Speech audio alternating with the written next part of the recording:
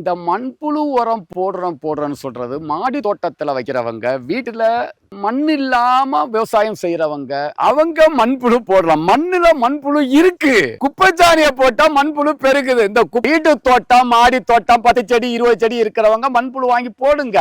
ஆனா விவசாயிகள் மண்புழு உரம் வாங்கி போடுறது இனி இருக்க கூடாது. நம்ம விவசாயம் செய்யறதுக்கு முன்னாடி குப்பை சாணி போட்டு தான் விவசாயம் செய்வோம். இன்னைக்கு ஆடு மாடு இல்லை. மண்ணினுடைய இறுக்கம், மண்ணை வளப்படுத்துறது கரிம பொருள். இது ஒரு நிலக்கரி படிவத்திலிருந்து எடுத்தது. இதுக்கு பேரு தங்க பஸ்பன் நான் வச்சிருக்கேன். வேர் நல்லா வளரும்.